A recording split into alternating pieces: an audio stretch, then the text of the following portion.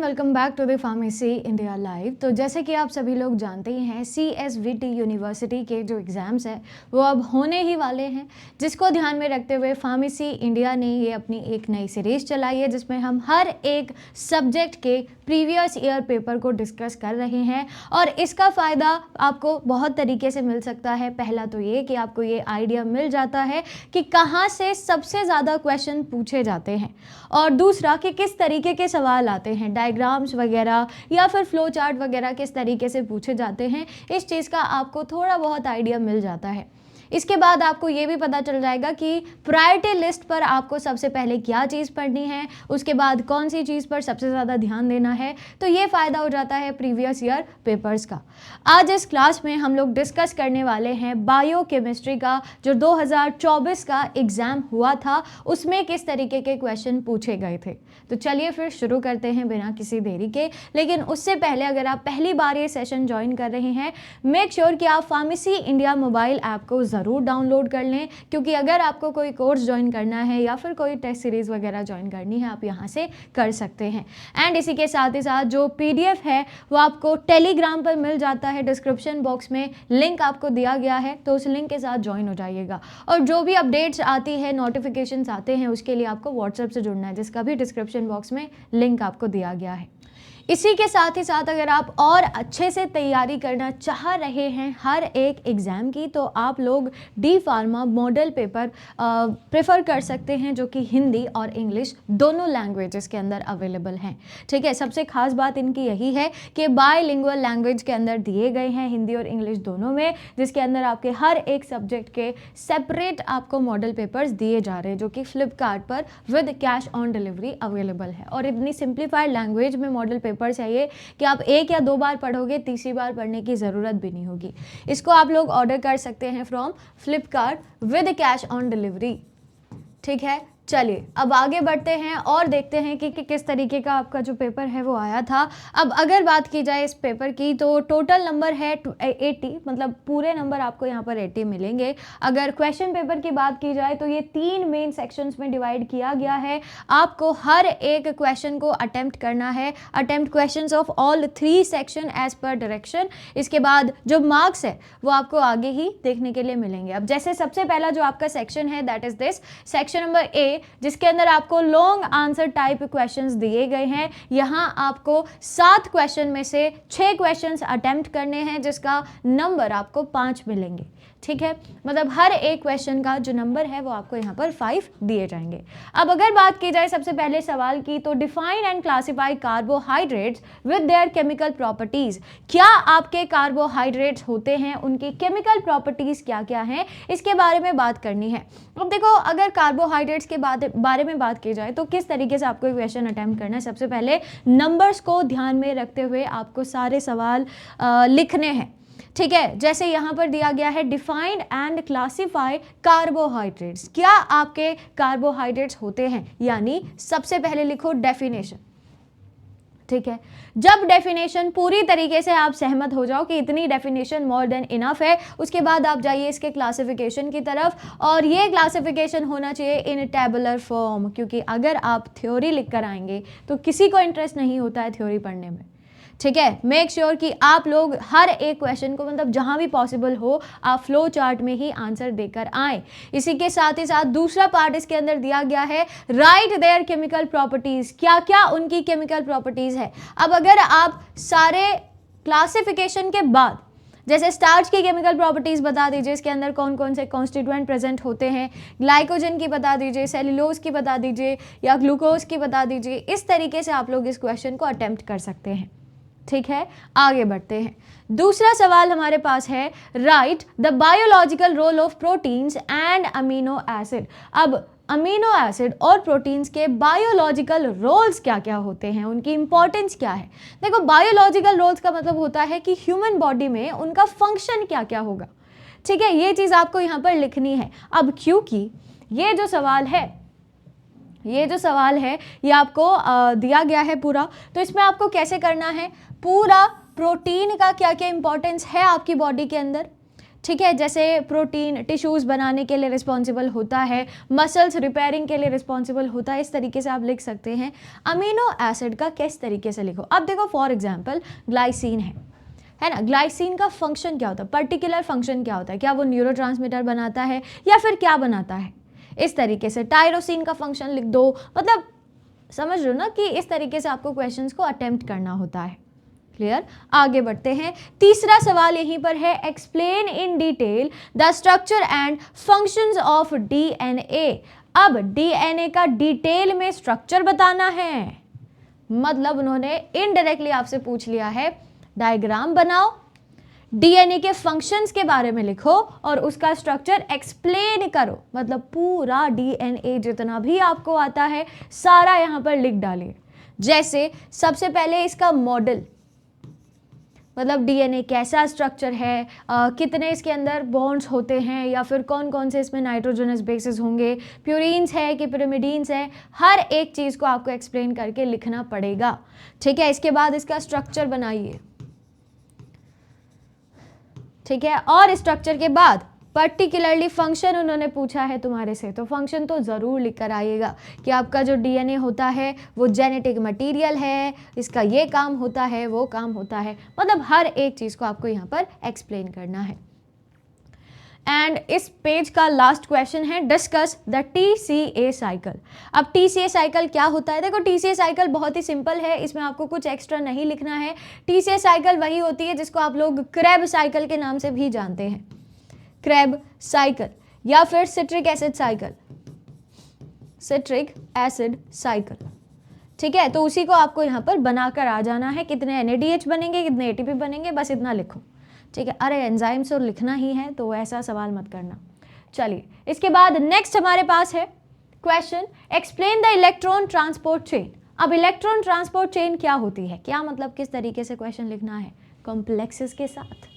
4 complexes होते हैं आपके पास, ठीक है, उनके नाम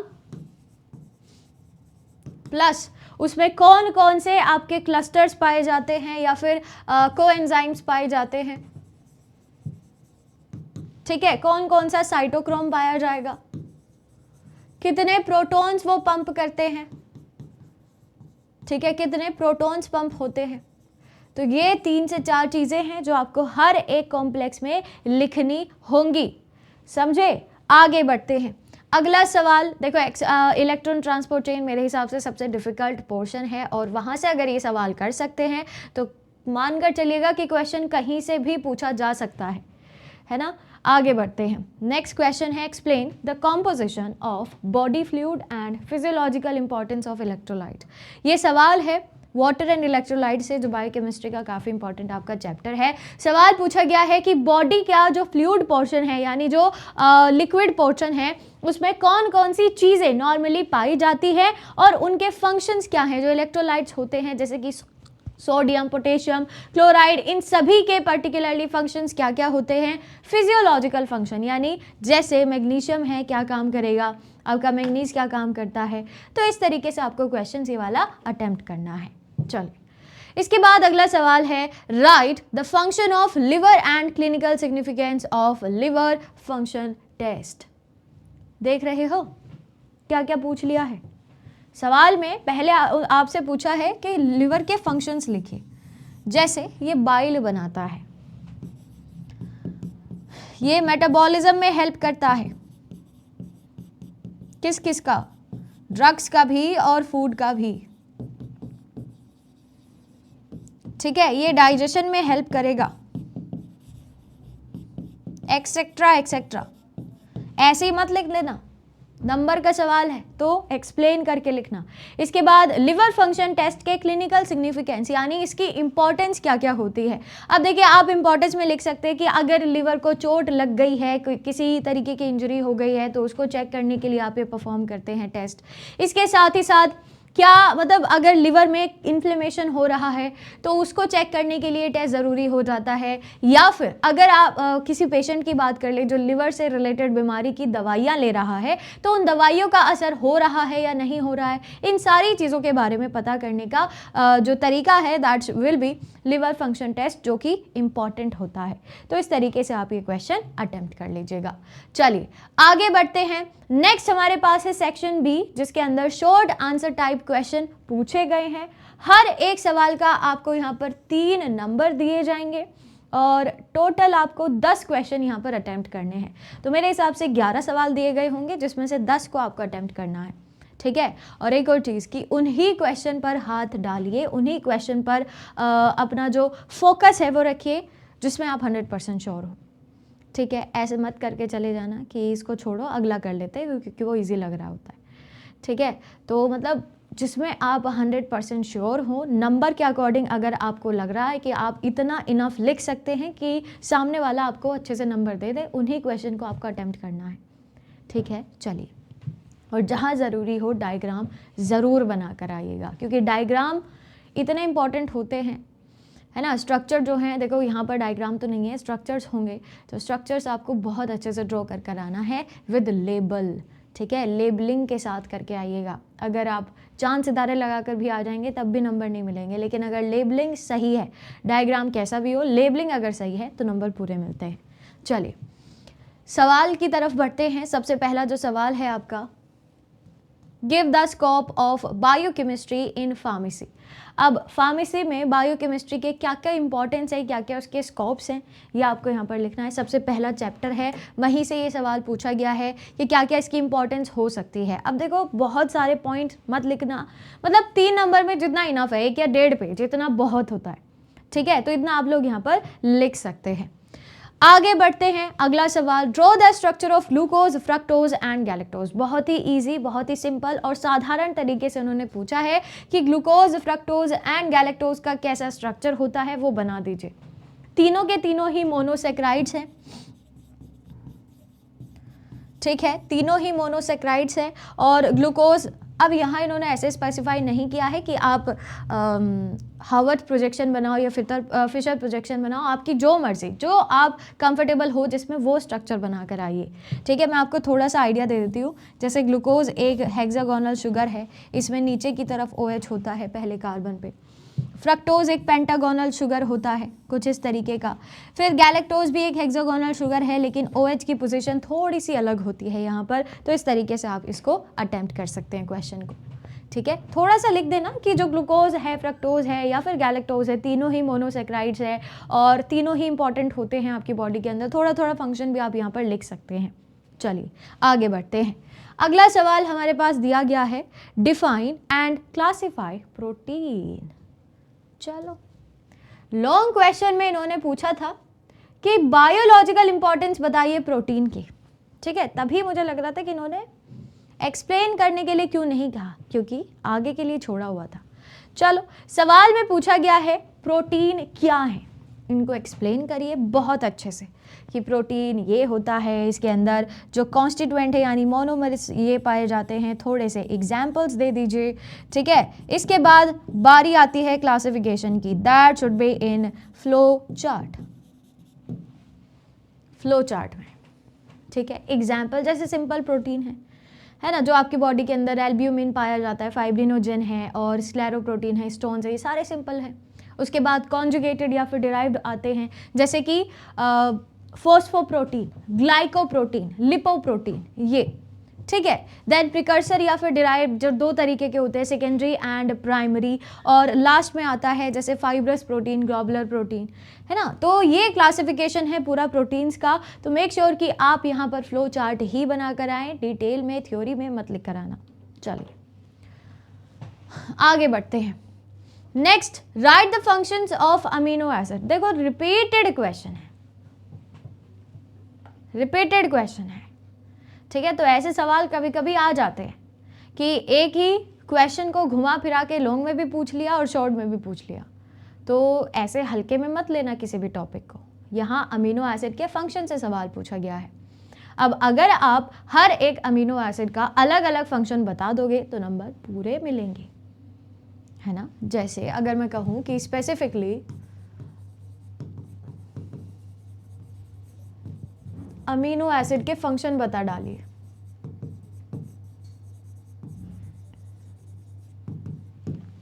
ठीक है। जैसे आपका ग्लाइसिन का function, tyrosine, tryptophan, phenyl alanine, ये वो फलाना, इन सारे के सारे अमीनो एसिड्स का पर्टिकुलरली स्पेसिफिकली हर एक का फंक्शन आपको लिख देना, एक एक लाइन में लिखो, इनफ है, ठीक है। आगे बढ़ते हैं। Right the structure and functions of cholesterol. अब कोलेस्ट्रॉल का स्ट्रक्चर क्या होता है और उसके फंक्शंस क्या क्या है, मतलब इन्होंने पूछ लिया है कि कोलेस्ट्रॉल में कौन कौन से कॉन्स्टिट्यूएंट पाए जाते हैं, ठीक है, और उनके फंक्शंस क्या क्या होते हैं। इसके साथ ही अगर आप चाहें तो कोलेस्ट्रॉल के जो क्लासिफिकेशन होते हैं, बैड कोलेस्ट्रॉल और गुड कोलेस्ट्रॉल, उसको भी लिख कर आ सकते हैं, ठीक है। आगे बढ़ते हैं। अगला सवाल, write the identification test for lipids. अब लिपिड्स के लिए जोन जोन से टेस्ट होते हैं, मतलब अगर आप सपोनिफिकेशन टेस्ट की बात करें तो वो भी होता है, फिर आपका मतलब बहुत सारे टेस्ट है, मेरे हिसाब से 7 से 8 ऐसे टेस्ट होते हैं जो कि स्पेसिफिकली लिपिड्स के लिए किए जाते हैं। अब उसके अंदर आपको क्या क्या लिखना है, जैसे कौन सा टेस्ट है, यानी टेस्ट का नाम, ठीक है। टेस्ट के नाम के बाद उसका रिएजेंट, जो भी रिएजेंट उसके अंदर यूज किया जा रहा है वो आप लिख दीजिए। फिर इन्फ्रेंस, यानी किस लिपिड के लिए वो टेस्ट परफॉर्म किया जा रहा है, प्लस उसका ऑब्जर्वेशन। ऑब्जर्वेशन से मेरा मतलब है कि ऑब्जर्वेशन में आपको क्या चीज़ देखने के लिए मिल रही है, मतलब एंड ऑफ द रिएक्शन आपको क्या चीज़ देखने के लिए मिल रहा है, दैट विल बी ऑब्जर्वेशन। तो ये 3 से 4 चीज़ें आपको हर एक टेस्ट के बारे में यहाँ लिखनी है। और इसके बाद जो अगला सवाल है वो है, briefly discuss fat soluble vitamin. Fat soluble vitamin यानी ए, डी, ई एंड के, vitamin A, vitamin D, vitamin E and vitamin के। अब यहाँ इन्होंने लिखा है ब्रीफली डिस्कस, तो सिर्फ नाम लिखकर काम नहीं चलेगा, इनके क्या क्या साइंटिफिक नेम होते हैं, प्लस इनके क्या क्या सोर्सेस होते हैं, इनके क्या क्या फंक्शंस होते हैं, और इनकी कमी से कौन कौन सी बीमारियां होती हैं, डेफिशिएंसी, डिसीजेस। 3 से 4 चीज़ें हैं, आपको पूरा का पूरा एक कॉलम बनाना पड़ेगा इस तरीके से, जैसे यहाँ लिख दिया मैंने विटामिन ए, इसके सोर्सेज क्या क्या हैं, फंक्शंस क्या क्या होते हैं, इसकी डेफिशिएंसी से क्या क्या होता है। इस तरीके से आपको ये वाला जो क्वेश्चन है अटेम्प्ट करना है, ठीक है। आगे बढ़ते हैं। अगला सवाल है, discuss the diseases related to carbohydrate metabolism. Carbohydrate के मेटाबॉलिज्म की वजह से कौन कौन सी बीमारियां हो सकती हैं, ये आपको यहाँ पर लिखना है। जैसे कि अगर मैं बात करूँ, गैलेक्टोसीमिया है, ठीक है, गैलेक्टोसीमिया है, हर्लर सिंड्रोम है, म्यूकोपॉलीसेक्राइडोसिस है। चलो तो उसको छोड़ दीजिए, बाकी के ग्लाइकोजन स्टोरेज डिसीजेस, जिसके अंदर 6 से 7 आपकी बीमारियां होती है ग्लाइकोजन स्टोरेज डिसीजेस में, वो आपको यहाँ पर लिख देनी है, ठीक है। अब सिर्फ बीमारियों का नाम नहीं लिखना है, क्योंकि उन्होंने लिखा है डिस्कस, ठीक है। एनलिस्ट अगर वो लिखते तो सिर्फ आप नाम भी लिखकर चले आते, कोई प्रॉब्लम नहीं थी, लेकिन डिस्कस अगर आया है तो थोड़ा थोड़ा आपको एक्सप्लेन करना पड़ेगा, यानी किसकी वजह से बीमारी होती है, क्या उसका मेन सिम्टम होता है, और अगर आपको पता है तो ट्रीटमेंट लिख दीजिए, अदरवाइज छोड़ दीजिए, ठीक है। तो इस तरीके से आपको वाला क्वेश्चन अटेम्प्ट करना है। आगे बढ़ते हैं। अगला सवाल है हमारे पास, write the function of iron and calcium. Iron और कैल्शियम का हमारी बॉडी में क्या फंक्शन होता है, ये आपको लिखना है। आयरन और कैल्शियम दोनों ही बहुत ही इंपॉर्टेंट मिनरल्स होते हैं, ठीक है। मिनरल से वाला क्वेश्चन पूछा गया है। अब आयरन के पर्टिकुलरली फंक्शन क्या है, कैल्शियम क्यों ज़रूरी होता है, जैसे बोन्स है, टीथ है, इन सभी के लिए कैल्शियम ज़रूरी होता है, तो इसका फंक्शन लिखो, ठीक है। चाहें अगर आप तो इन दोनों के बीच में क्लासिफिकेशन भी कर सकते हैं कि जो आपका आयरन है उसके इस पर्टिकुलर फंक्शन होते हैं, या फिर इस स्पेसिफिक बॉडी के ऑर्गन के लिए वो इम्पॉर्टेंट होता है। ऐसे ही सेम आप कैल्शियम के लिए भी कर सकते हैं, ठीक है। Next, right the functions of water. बहुत इजी, बहुत सिंपल, बहुत ही आसान सवाल है कि पानी के फंक्शन बता दो भाई अपनी बॉडी में। अब वाला मत करके आ जाना कि इसके लिए चाहिए होता है ये, बॉडी के अंदर के फंक्शन पूछे गए हैं, ठीक है, तो उसके अकॉर्डिंग आपको आंसर करना है। चलिए आगे बढ़ते हैं। लास्ट क्वेश्चन है, देखो आपको 10 ही क्वेश्चन अटेम्प्ट करने थे लेकिन मैं तो सारे ही बताऊंगी।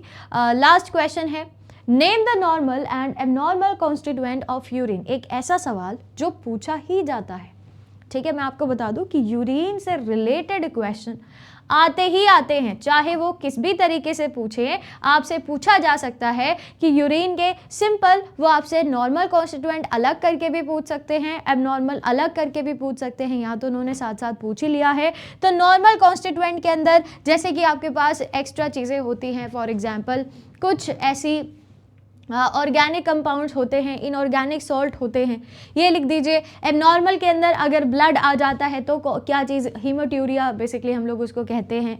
इसके बाद अगर मान लीजिए कि बहुत ही ज़्यादा अमाउंट में यूरिक एसिड प्रेजेंट हो जाता है तो वो अलग कंडीशन होती है। तो इस तरीके से आपको अलग नॉर्मल लिखना है जिसमें ऑर्गेनिक और इनऑर्गेनिक दोनों चीज़ें आएंगी, ऑर्गेनिक और इनऑर्गेनिक,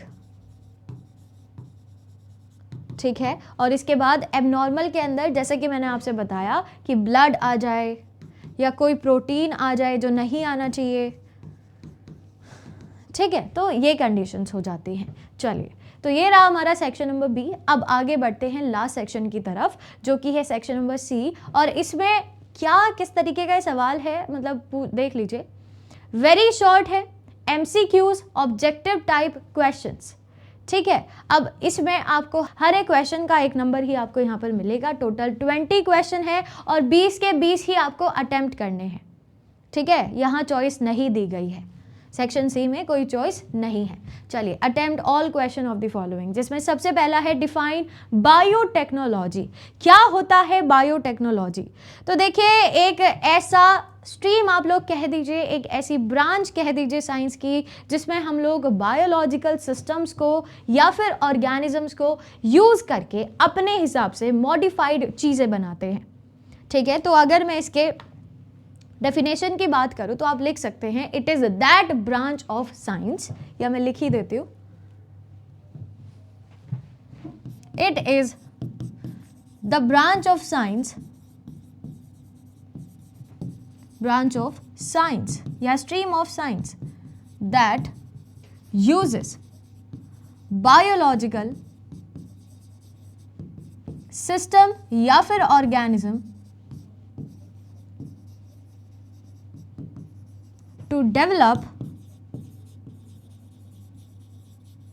modified individual, ठीक है। अब वो कुछ भी हो सकता है, वो प्लांट हो सकता है, एनिमल हो सकता है, या कुछ भी हो सकता है, ठीक है। एक लिविंग का यूज करके एक दूसरा living banana, that is biotechnology. लेकिन थोड़ी सी उसमें जो फीचर्स होते हैं, जो उसके जीन्स होते हैं, वो हमारे अकॉर्डिंग होंगे, ठीक है। चलिए, अगला सवाल है, 2 एग्जाम्पल्स ऑफ पॉलीसेक्राइड। पॉलीसेक्राइड के 2 एग्जाम्पल आपको यहाँ पर लिखने हैं। अब कुछ भी आप लिख सकते हैं जिसमें आप कंफर्टेबल हो। मैं बहुत ही नॉर्मल से यूज़ होने वाले 2 एग्जाम्पल लिख रही हूँ, जैसे कि स्टार्च और इसी का ही जुड़वा भाई ग्लाइकोजन, ठीक है। मर्जी है आपकी, जो आप लिखना चाहें वो आप लिखिए। Name 2 test for identification of carbohydrate. Carbohydrate के लिए 2 आइडेंटिफिकेशन टेस्ट का नाम लिख। अब पहला होता है मॉलिश, दूसरा होता है बेनेडिक्ट। बेनेडिक्ट के अलावा बारफोर्ड लिखना चाहे तो वो लिख सकते हैं, मतलब जिसमें आप कंफर्टेबल हो। सिर्फ 2 टेस्ट आपको, हमारे पास 12-13 टेस्ट होते हैं, उसमें से जो आपको याद हो वो आप यहाँ लिख दीजिए। चलिए, अगला सवाल है, name 2 protein deficiency diseases. Protein की वजह से होने वाली बीमारियों का नाम लिखना है। तो सबसे पहले तो हमारे पास होती है क्वेशियोरकर और दूसरी होती है मैरस्मस, ठीक है। तो इधर लिख दे रही हूँ मैं, क्वेशियोरकर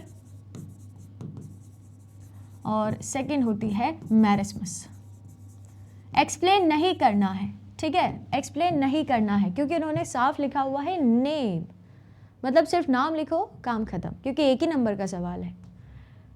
अगला सवाल है, ये जो हमारा है ऑब्जेक्टिव टाइप क्वेश्चन है, स्कर्वे इज रिलेटेड टू। स्कर्वे किस विटामिन से रिलेटेड होती है? विटामिन ई, सी, डी या फिर के? करेक्ट ऑप्शन जाएगा विटामिन सी, जिसको आप लोग एस्कॉर्बिक एसिड के नाम से जानते हैं। अगला सवाल, vitamin D deficiency in children causes. अब विटामिन डी की डेफिशिएंसी से छोटे बच्चों में कौन सी बीमारी देखने के लिए मिलेगी? तो इसका आंसर तो सही था, विटामिन डी की वजह से होने वाली बीमारी होती है रिकेट्स। बच्चों में स्पेसिफिकली पूछा गया है, आंसर विल बी रिकेट्स, जिसके अंदर आपकी जो बोन्स होती हैं, जो मसल्स होती हैं, वो अफेक्ट होंगी। चलिए next question, dash is an inactive form of enzyme. इनमें से कौन सा इनएक्टिव फॉर्म होता है एंजाइम का? ऑप्शंस है pro enzyme, zymogen, both A and B, या फिर नन ऑफ द अबव। देखिए अगर एंजाइम्स की बात की जाए तो इसके दो फॉर्म्स होते हैं, एक एक्टिव, दूसरा इनएक्टिव। एक्टिव के अंदर होलो एंजाइम वगैरह आ जाता है। अगर हम इनएक्टिव की बात की जाए तो प्रो एंजाइम और जाइमोजेन, ये दोनों ही ऐसी फॉर्म्स है जो कि एंजाइम की इनएक्टिव फॉर्म की कैटेगरी के अंदर आएगी। तो आंसर जाएगा इसका सी। ठीक है, अगला सवाल, an example of oligosaccharide is. अच्छा, ओलिगोसेक्राइड होता क्या है? विच कंटेन्स मोर देन 2 और लेस देन 9, ठीक है, मोर देन 2 और लेस देन 9 मोनोसेक्राइड यूनिट्स जिसके अंदर प्रेजेंट होगी उसको हम ओलिगोसेक्राइड बोलते हैं, जिसमें आपके डाई, ट्राई, टेट्रा, मतलब पेंटा, इस तरीके से सारे के सारे मोनोसेक्राइड्स ये और कार्बोहाइड्रेट्स आ जाते हैं।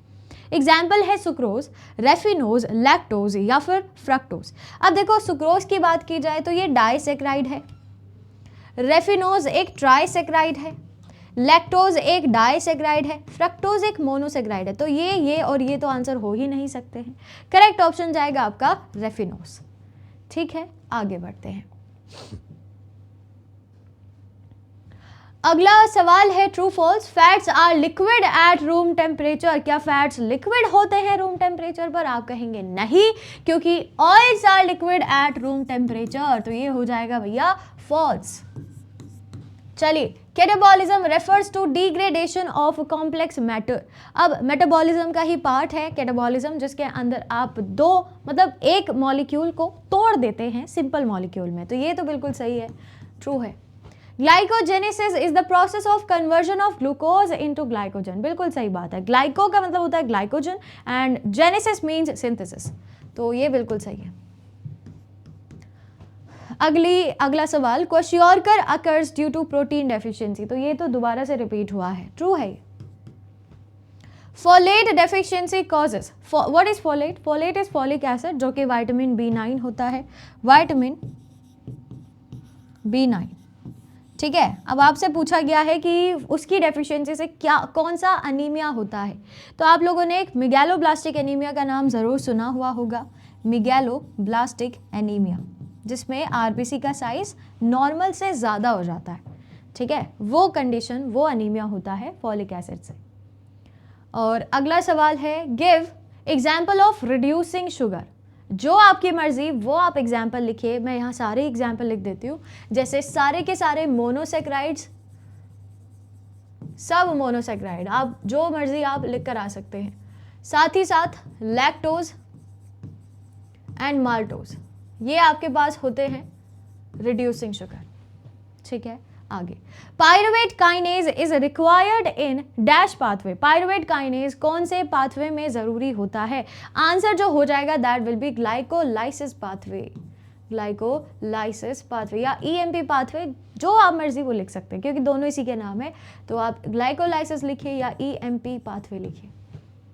चलिए, अगला सवाल है, the precursor compound for tyrosine is. Tyrosine का प्रिकर्सर कंपाउंड क्या होता है? मतलब टायरोसिन किससे बना है ना? प्रिकर्सर का मतलब होता है जिससे चीजें बनती हैं। तो आंसर जाएगा इसका फिनाइल एलेनिन। फिनाइल एलेनिन, ये भी एक अमीनो एसिड है, ये भी एक अमीनो एसिड है, लेकिन टायरोसिन जो देखा जाए ये एक नॉन एसेंशियल अमीनो एसिड होता है और phenylalanine is essential amino acid. तो ये इसी से ही बनता है। ठीक है, what is invert sugar? Invert sugar क्या होता है? देखो, इनवर्ट शुगर का आपने एक एग्जाम्पल सुना होगा, सुक्रोज, लेकिन यहाँ इन्होंने एग्जाम्पल नहीं पूछा है, इन्होंने पूछा है कि इनवर्ट शुगर होती क्या है। तो इनवर्ट शुगर एक ऐसा मिक्सचर है शुगर्स का जो कि सुक्रोज के हाइड्रोलाइजिंग की वजह से बनता है। जब आप इसको हाइड्रोलाइज करते हैं इसके ही कंपोनेंट में, अगर मैं इसकी डेफिनेशन की बात करूँ तो आप लिख सकते हैं, it is the mixture of glucose and fructose that is formed by hydrolyzing sucrose into its component, ठीक है, which is या that is जो आपकी मर्जी, which is formed by hydrolyzing sucrose into its component. कौन से component? ये glucose and fructose into its component, ठीक है, उसको हम कहते हैं इन्वर्ट शुगर, जिसमें वो पूरी तरीके से जो आपका आइसोमेरिज्म होता है वो पूरी तरीके से चेंज हो जाता है, उल्टा हो जाता है। तो ये चीज़ है। आगे बढ़ते हैं। Uronic acid pathway which is UAP, ठीक है, is concern with synthesis of vitamin C. यूरानिक एसिड पाथवे से आप विटामिन सी बनाते हैं। And last question, name 2 diseases related to lipid metabolism. Lipid से रिलेटेड कोई भी बीमारियों के 2 के नाम लिखने हैं। अब आपकी मर्जी, आप कुछ भी लिख सकते हैं, जैसे कि सिंपल सा मैं लिख दे रही हूँ, हाइपर कोलेस्ट्रोलीमिया। आपको जो याद है आप वो लिख सकते हैं। और इसी के साथ ही साथ होती है गाउशर्स डिसीज, ठीक है। कहीं नाम नहीं लिख दिया मैंने कि आपको यही लिख कर आना है अगर ऐसा सवाल आए, नहीं, जो इसमें आप कंफर्टेबल हो वो लिखिए। तो इसी के साथ ये जो हमारा बायोकेमिस्ट्री का पेपर है यहीं तक था। आई होप आपको अब यहाँ तक कोई डाउट नहीं है, और इसी के साथ ही साथ आपको ये आइडिया भी मिल गया होगा कि कहाँ से किस तरीके के क्वेश्चन पूछे जाते हैं। तो अगली क्लास के अंदर मिलेंगे और अगले पेपर को डिस्कस करेंगे। तब तक के लिए stay tuned with pharmacy India live. Thank you.